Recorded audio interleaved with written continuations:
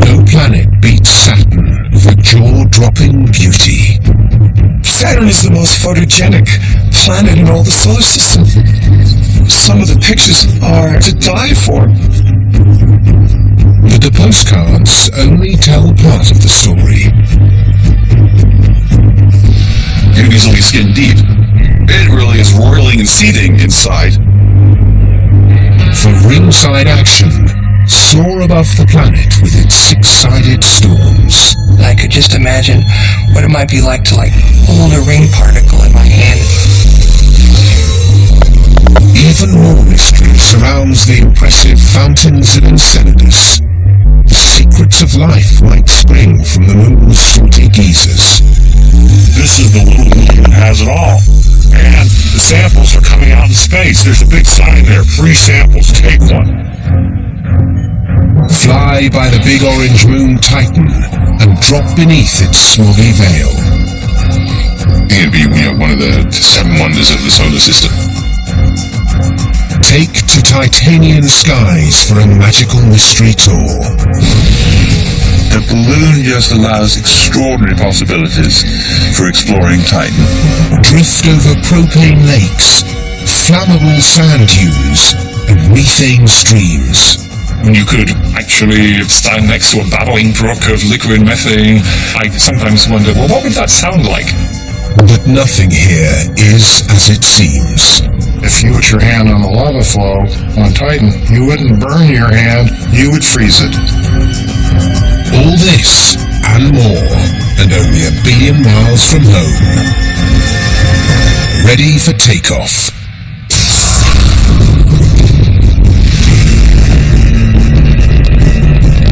There's never been a better time to venture where no man has gone before. To follow in the footsteps of our robot pioneers and explore the planets of our solar system.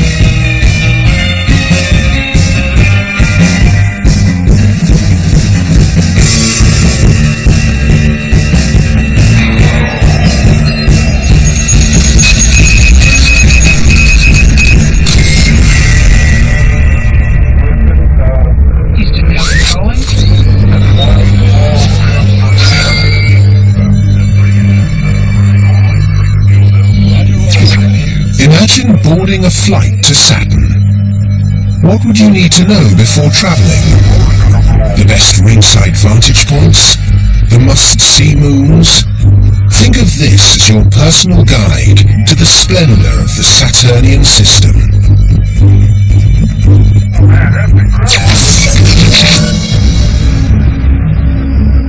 A wandering spot of light twice as far as Jupiter and 4 times the distance of the asteroid belt. Although it's 1 billion miles from home, Saturn has always commanded our attention.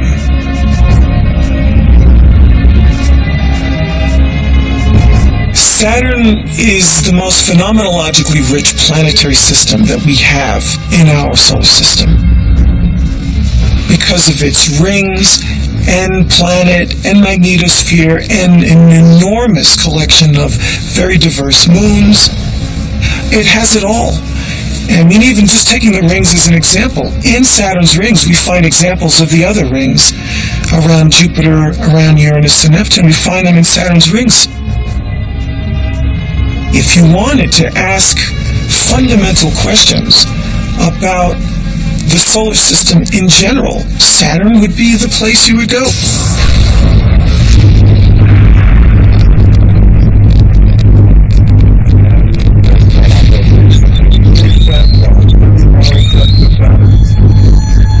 When the Cassini-Huygens spacecraft took off in 1997 for a close encounter with Saturn, it was packed with essential items for a long adventure in deep space. A power generator, extra fuel, a good antenna, and a moon probe. I figured once the data hit the ground, no one's going to want to be planning anymore. They want to look at the images, which is frankly how I feel. Imaging team leader Carolyn Porco made sure it contained a pretty good camera too. He's actually made quite a task for us. After all, the destination was the pin-up boy of the solar system. understand it's right now.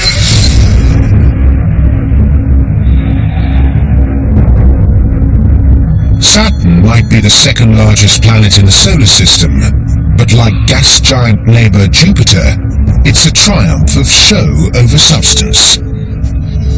Well, Saturn is, first of all, a big giant gas ball. Actually, it's a big giant ball of fluid, and the outer parts of it are gases, atmospheres. But as you go deeper, it gets hotter and hotter, and also gets more pressurized. And so as you get down deep enough, you start getting sort of fluid effects. Very strange, bizarre physics going on that we don't fully understand. Saturn is a big boy, but pound for pound, a cosmic lightweight. It's big enough to swallow 765 Earths, but you could float the entire planet on water. Like Jupiter, this is a world with nowhere to stand. With no solid surface, we don't even know how long a day is, though the cloud tops go around about every 11 hours.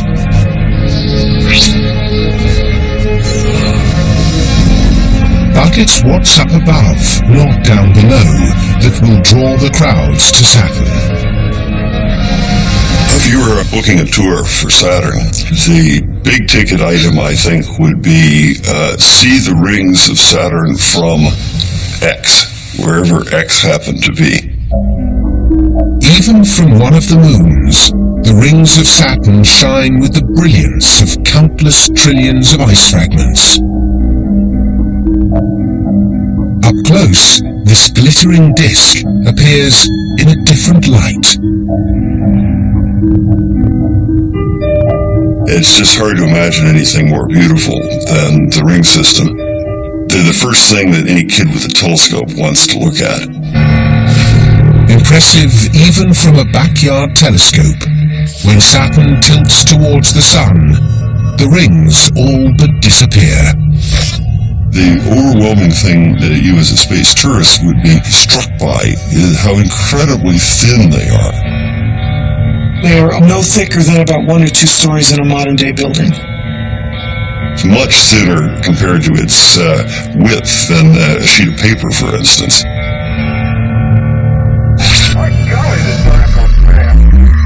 Interested in seeing for yourself?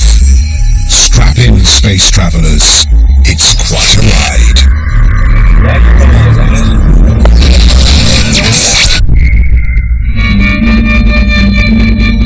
After 7 years and 1 billion miles of space, the Cassini-Huygens spacecraft faced its greatest challenge on June 30th, 2004, to go into orbit.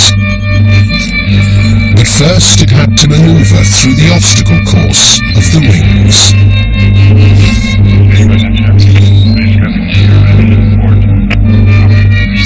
Hopes and dreams of thousands of scientists and engineers are resting on the next few moments. We've been to Saturn twice before with the Voyager 1 and Voyager 2 spacecraft, but rather than these quick Kodak moments, we wanted to take a nice, long, leisurely look at the Saturnian system. The only way to do that was to slow down and let Saturn's gravity capture us into orbit. Current speed of the Cassini spacecraft, 50,000 miles an hour, and increasing as Saturn's gravity draws us in. Cassini presses on, aiming for the gap between the outer F and G rings, hopefully clear of orbital debris. There is always a risk if we hit something too big in a very sensitive area like perhaps one of the computers or even the fuel tank that perhaps we might have ended the mission very early. We turn the main high-gain antenna in the direction that the craft would see the ring particles coming toward it so that it would act as a shield. You're listening to the actual recording of tiny particles hitting the spacecraft as it crosses the plane of the rings. Let's go ahead and switch camera over to B0. So far so good, but as Cassini disappears into radio silence behind Saturn, everything rests on the spacecraft firing its engine perfectly and slowing down. It's a nail-biting wait at mission control.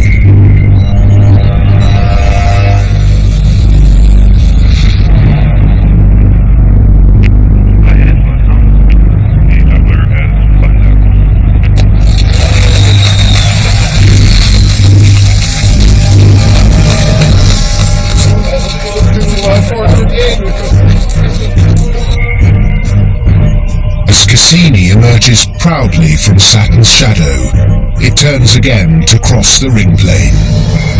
To any potential inhabitants of the Saturnian system, your eyes are not deceiving you tonight. There's a 30-second moon gracing your night skies, and that is the Cassini-Huygens spacecraft.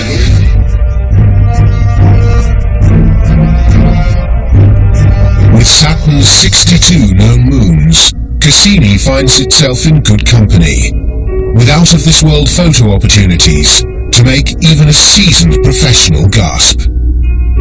Saturn is the most photogenic planet in all the solar system, so you couldn't get luckier than me, right? The ones that give me shivers are Saturn with the rings, where Saturn is a crescent. We're looking down on the rings from above, and there's a moon in the background. They are just artistic compositions. Here I am leading a team of scientists. Our duty, our job is to take images, and we have this fantastic target. Kind of have this feeling like I'm standing on the bridge looking out the window. I have a very strong feeling of being at the forefront, being out there exploring myself. That's the thrill of it for me. The view from Cassini's bridge exceeds anything seen before. Lo and behold, as we got close enough, it looked like the rings dissolved into all of these, individual ringlets looking a lot like grooves on a phonograph record for people who remember phonograph records. And it was just very exciting then to try and figure out what could be causing that structure. What looked like rather featureless rings in a telescope now had, thousands of features in them.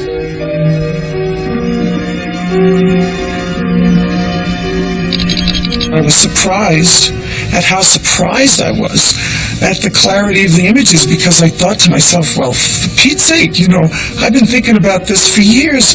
For 14 years I've been thinking about this. I've been planning these images for a decade or whatever it was. You'd think I would have, anticipated, well, we're going to have this kind of resolution, it's going to look like this, and I just hadn't. For the first time, details of Saturn's rings are revealed, urging us to take a closer inspection.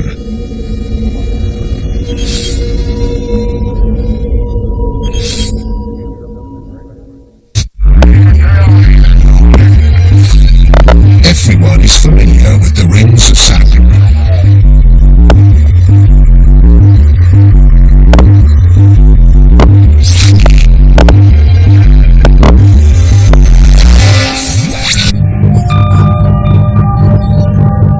Every tour itinerary has one main attraction. With Saturn, you just can't miss the rings.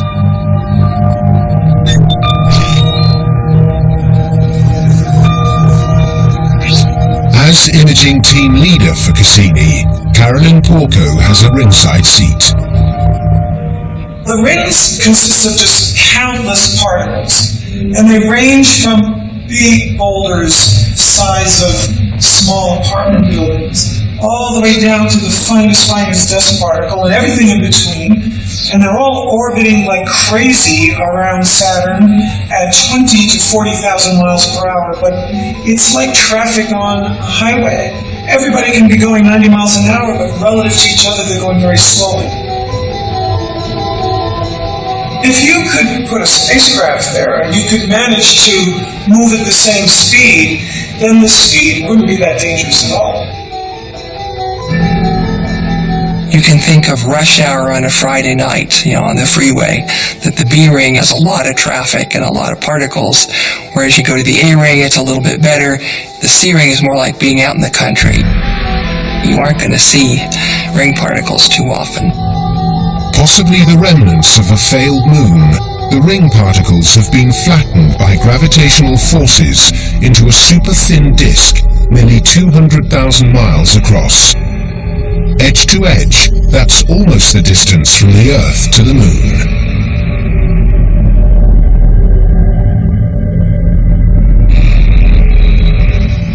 I have, in fact, imagined myself orbiting Saturn, hovering over the rings. It's hard not to. Oh, absolutely. You could go there and take your own pictures, create your own postcards, hi Mom, here I am at Saturn's rings, it's great. I could just imagine what it might be like to hold a ring particle in my hand and see what does it look like. Is it like a fluffy snowball? If I start to pull it apart, what's it like on the inside? So you can think of each of the rings, A, B, C, D, like different beaches. And so you'd want to collect samples from each of those rings.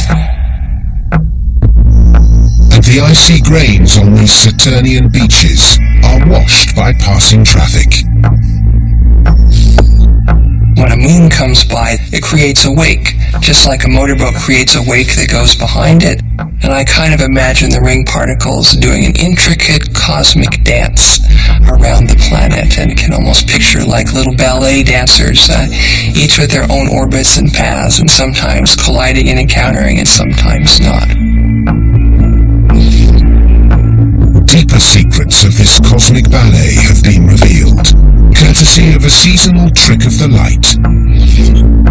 Once every 15 Earth years, as Saturn makes its slow trip around the Sun, summer swaps hemispheres.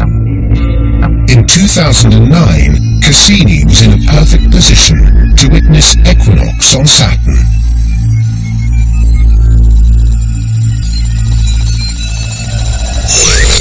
The sun at exact equinox will be shining exactly edge-on to the rings. But a little bit before and a little bit after, the sun will be low to the rings, just like the sun is now low over London. Any vertical protuberances, either up or down below the rings, will cast very long shadows.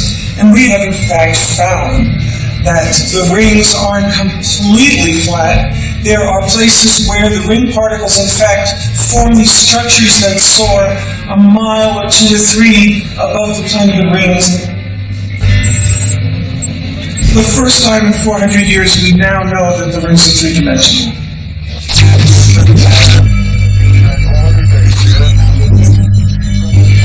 The biggest story in the Saturn system is coming from the tiny moon Enceladus. It's shaping up as perhaps the hottest place in space to search for life.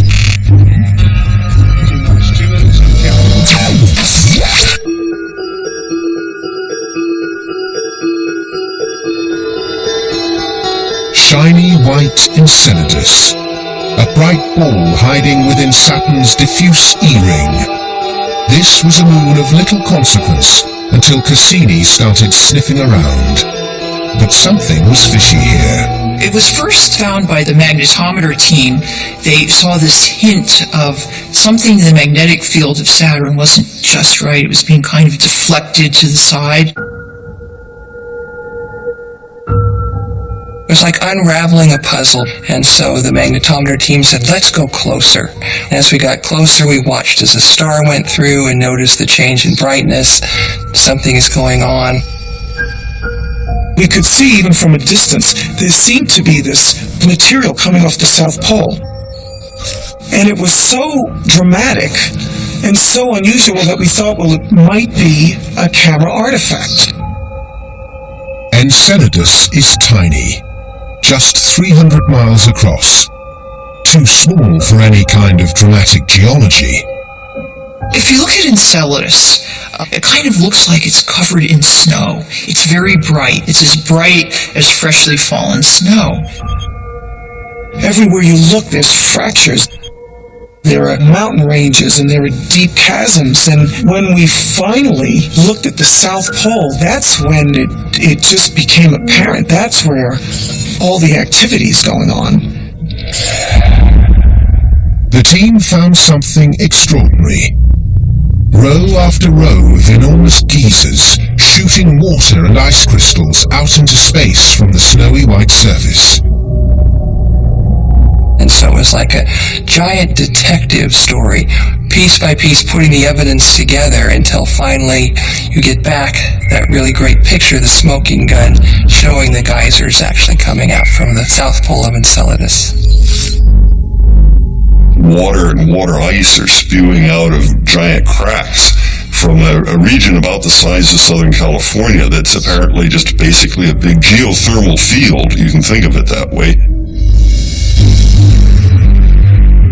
It doesn't look much like California from orbit.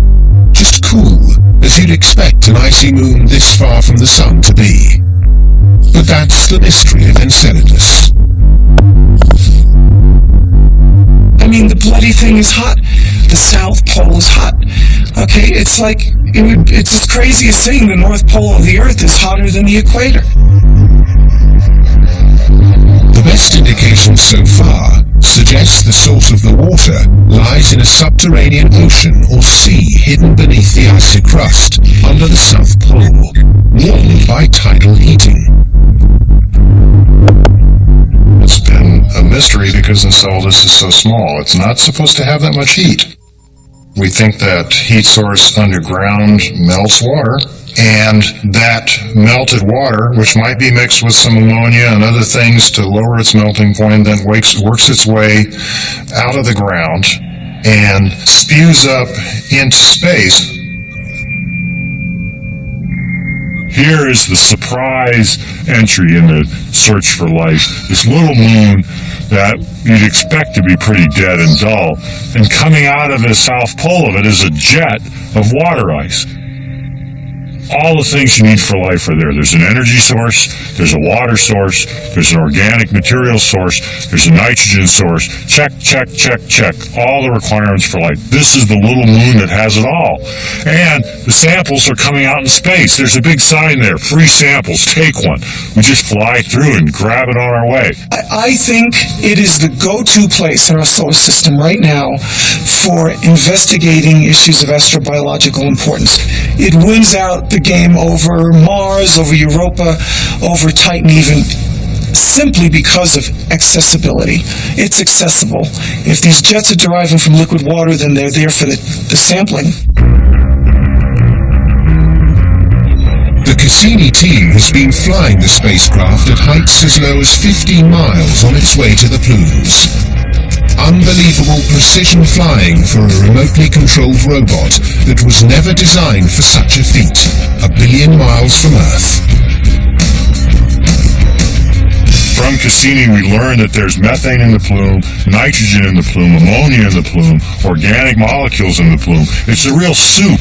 We're seeing a soup of organics being spewed out into space where it's freezing. You can almost go there and jar it, put it in a can, and sell it on Earth as organic nutrient soup. On Earth, geysers and hot springs are home to bacteria, with pedigrees dating back to the beginning of life. They can also be breathtaking, but nothing on Earth can match the Saturnian cold faithful.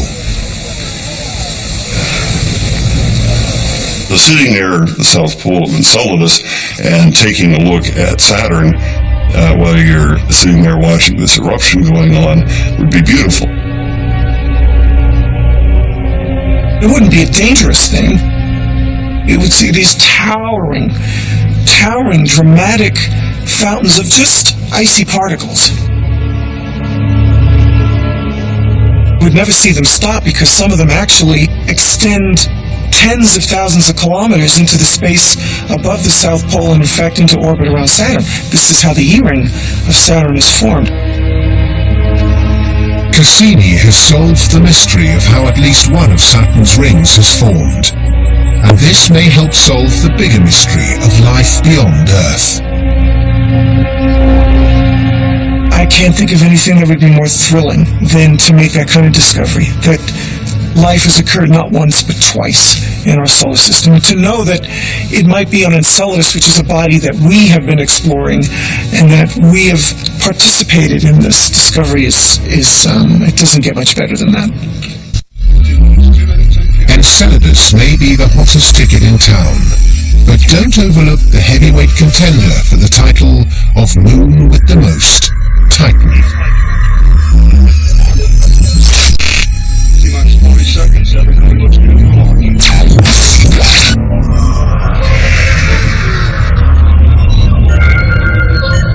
Larger than Mercury or Pluto, Saturn's Titan is the only other world apart from the Earth and Venus to have both solid ground and a thick atmosphere. Titan, if it weren't in orbit around another planet, we'd have really no hesitation in calling it a planet in its own right. We knew going that Titan was going to be exciting. Titan was a mystery hidden inside this hazy, smoggy atmosphere. Cassini confirmed that Titan is shrouded in thick orange smog.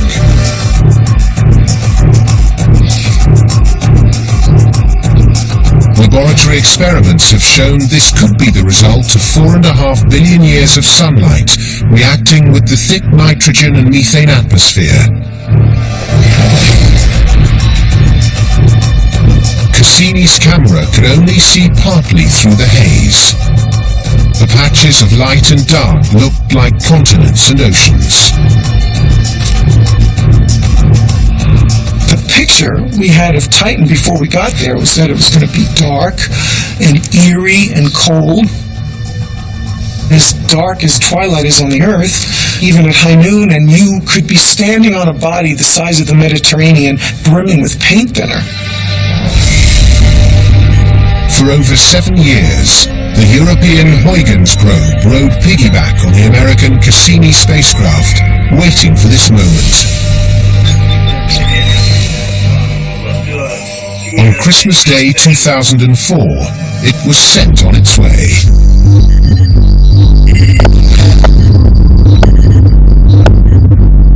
Planet Earth had never attempted to land on such a distant world before. With the Huygens probe on final approach to Titan, operations now switched to European mission control. The probe hurtled into Titan's atmosphere at 6 kilometers a second. The atmosphere would have been glowing violet around the probe as it decelerated. Once on a parachute, the probe descended for the first 80 miles, seeing nothing but smog and haze. As we got closer to the surface, down at about 30 kilometers, the surface features started to peek through the haze.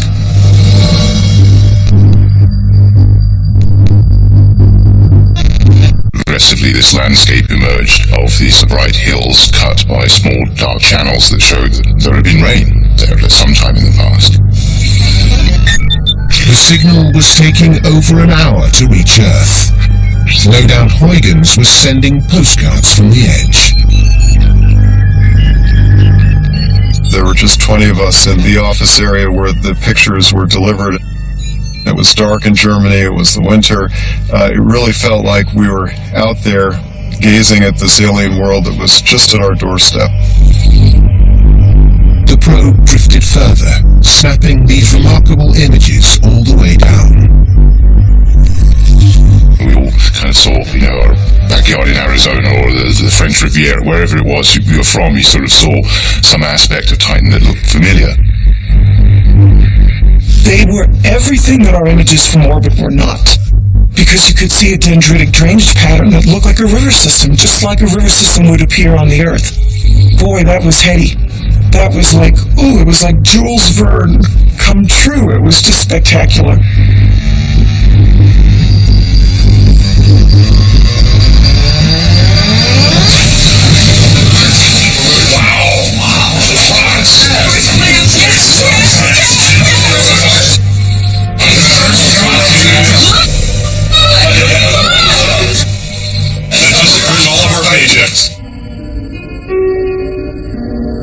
Huygens had landed on Titan. It sent back these few hundred pictures until the batteries died and the probe froze solid.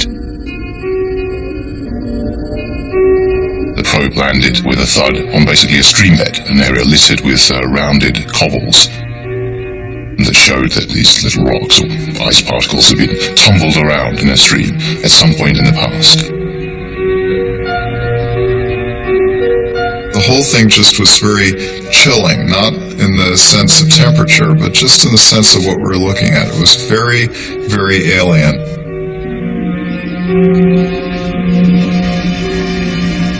It's not a place where you want to just jump out there in your shoes and socks and shorts and t-shirts. It's roughly 200 degrees Fahrenheit colder than dry ice. With a surface temperature this low, nothing is what it seems on Titan. Titan is a world with liquids.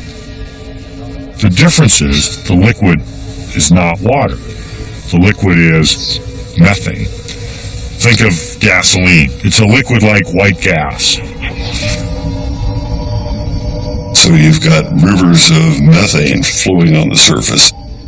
Anybody who's looked out of an airplane window flying over deserts and things like this say, yeah, I sort of understand what's going on the surface there. Because it's so cold, water behaves like rock does and methane behaves like water does, but everything's just sort of shifted along a scale of volatility. How do you end up with a landscape that looks so much like home on a world so different?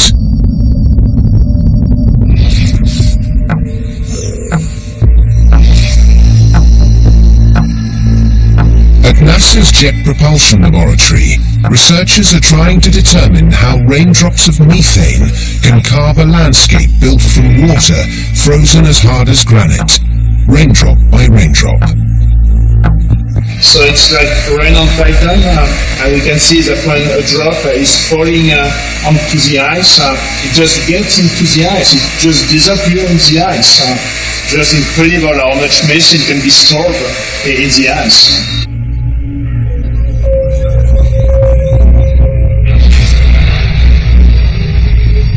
Methane soaks into ice like water into the ground. And just like on Earth, any overflow will cut its path downhill. Titan would be a wonderful place to visit.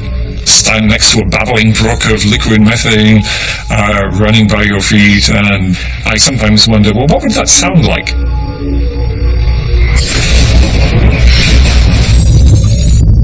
In fact, as we took radar pictures of other parts of Titan, we found even wilder things in the northern polar areas. There are entire lakes or even seas that looks to all the world like you could go take a boat and go to jet skiing or something, right? Up and down these channels there. Titan is the only other place in the solar system that we know liquids exist on the surface. So here you have vast reservoirs of liquid natural gas, and oh, by the way, we've thrown in some ethane, which is a slightly more complex hydrocarbon, and oh, by the way, there's some propane in there. Everybody knows what propane is. Use it in your backyard barbecue. Cassini's radar has spied lakes as big as inland seas, even bigger than Lake Superior.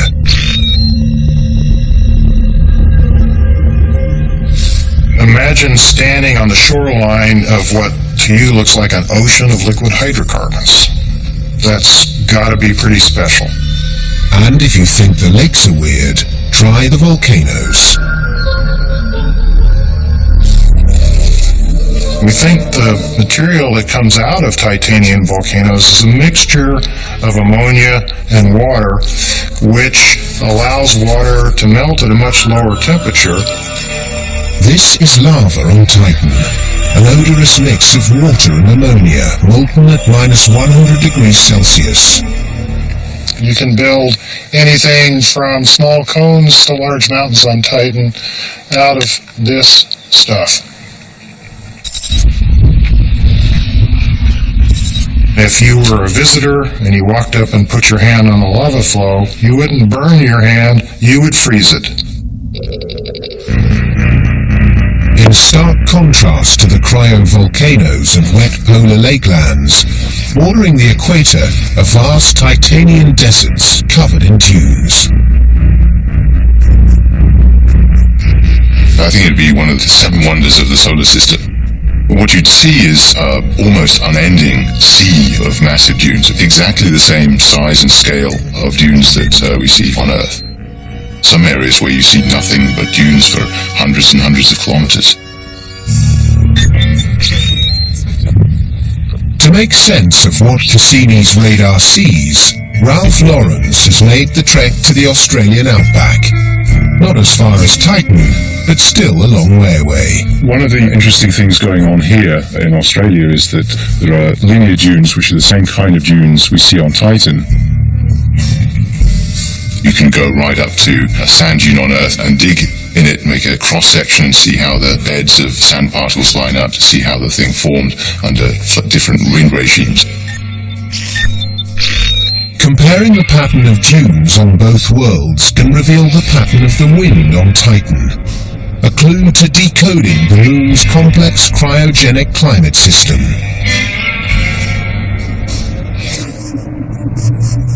Like a rain of flash-frozen coffee grains, they're swept by the wind into deep piles that cover 20% of the surface. And like a good coffee, these Titanian dunes are dark and rich. The dunes represent a massive inventory of organic material, hundreds of times larger than all the coal, for example, on the Earth.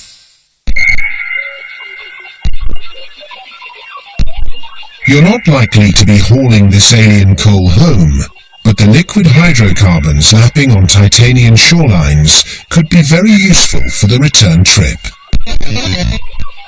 There's more, let's call it fossil fuel type energy than we actually have known reserves on the Earth, by a factor perhaps of 10 or even 100. That's a lot of gas in anyone's language. But something even more valuable might be found among the storehouse of organic molecules. The answer to an extremely difficult question. How do you go from such simple material like carbon and hydrogen and oxygen and nitrogen to something which asks questions about where it came from? That's a huge leap. And on Titan, there's a real good possibility that some of those really difficult to understand intermediate stages actually occurred. It hasn't gone to completion, at least we don't think it has, although there are some people who think that if we go to one of Titan's lakes, we will discover Titanian bacteria that have figured out how to metabolize liquid methane. Well, that's not a liquid that we, or life forms on Earth like, but maybe a life form on Titan that grew up with liquid methane would be perfectly comfortable there and would look at shock at the thought that organisms would live in water. Oh my God, those things on Earth living in water. Pity those poor Earthlings. We live in liquid methane, much more pleasant. Titan is the ultimate test for life in our solar system. Find life under these alien conditions, and you might find it anywhere.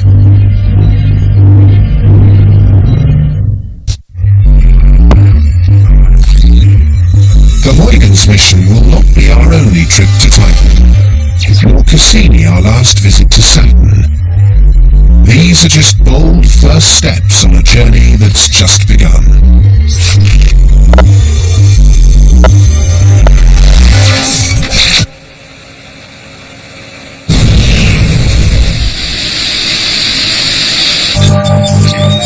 Even before the mission is over, Cassini has left a thirst for a return trip. Planetary explorer Jonathan Lanine and aeronautical pioneer Julian Knott think they know the perfect way to do it: a robotic hot air balloon. So what we're flying over now is very much like the Huygens landing site.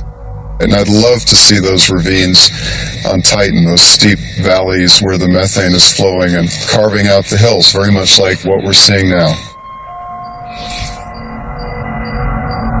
The dream is to return to Titan and drop a robotic balloon into the atmosphere.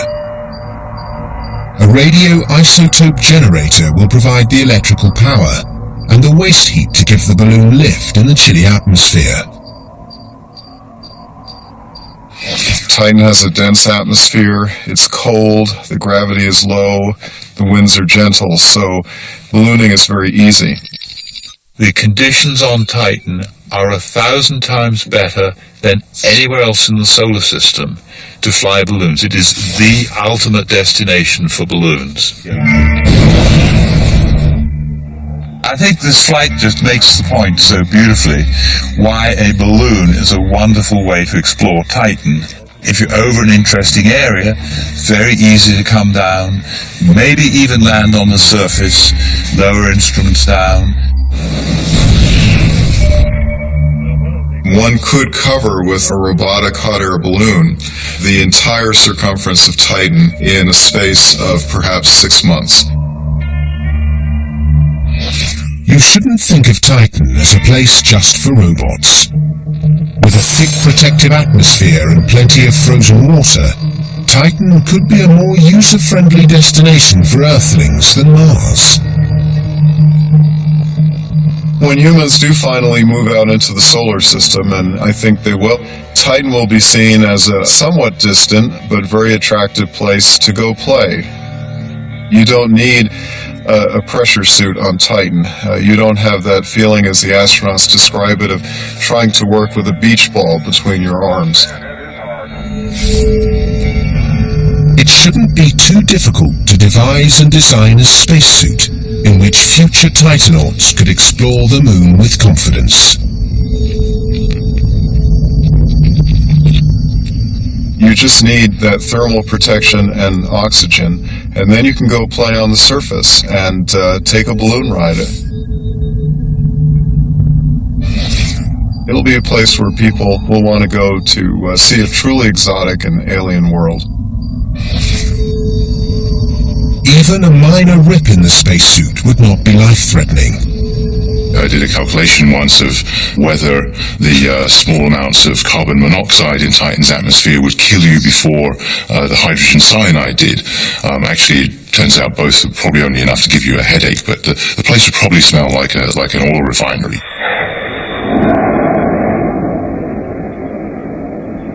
Refueling for the return trip could be as simple as pulling up to the nearest lake to fill up your methane rocket, now under test development on Earth. And if you reach as far as Titan, why not a side trip to Enceladus as well? The real question is not, does Enceladus have organics? Well, we know the answer to that. Or does Enceladus have water? We know the answer to that. The question is are those organics biological in origin? So on Enceladus, we are many steps ahead of where we are in terms of Mars or Europa. We already know that there's organics. We already know where they are. We already know how to get them. It's time to bring them back to Earth and look at them and ask the next level of questions. Are they biological?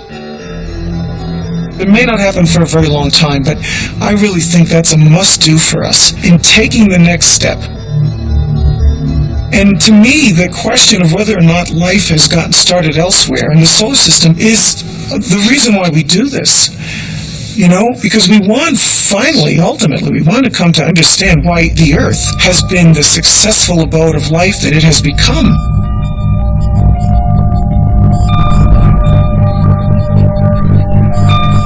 Moving now into the extended mission, the Cassini team met recently in London to take stock of where they'd been and plan the road ahead. It was the 58th time they'd met, and fitting that they chose the Royal Observatory in Greenwich to celebrate. The prime meridian here is the longitude, the mark on the ground, from which all great voyages are measured.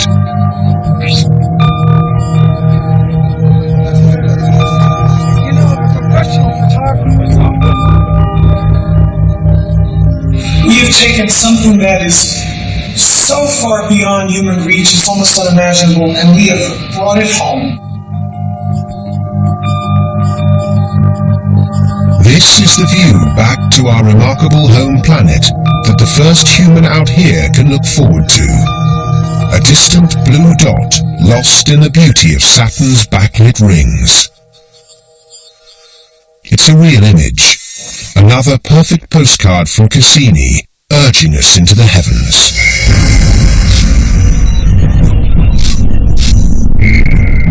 Humans have looked out from the shores of seas and oceans and imagined great adventures. Now think about standing on the shore of an alien sea, and we know those shores are there. We just have to go experience it, and that's what I'd like to do. I'd like to go land in a balloon, step out, pick up one of those rounded pebbles, and toss it at Huygens. I've proposed that maybe we have to talk about a planetary park down the road, and where should we preserve for future generations? You know, do we want to go in and mine Titan for its methane? Maybe we'll go mess up other places, perhaps, but Saturn's just an exquisite place, and we should probably leave that alone. With so many interesting moons in its flight path, NASA is making plans for what to do when Cassini's mission comes to an end around 2017. We want to make sure that the spacecraft doesn't hit one of these bodies, and so what we're going to do is put it into the atmosphere of Saturn. Crash it into Saturn and burn it in a blaze of glory after a rich 20 years of exploration in space. All the molecules that currently make up the Cassini spacecraft would still be at Saturn, and in fact they'll be there forever. An appropriate fiery funeral for one of the greatest interplanetary voyages of all time.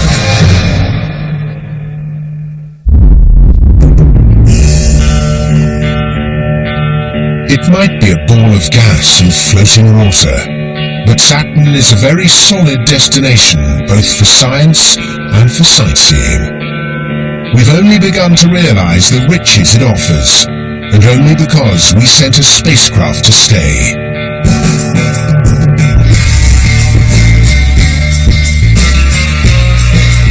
It's the same story everywhere in the solar system. You'll never know what you're missing if you never venture to go.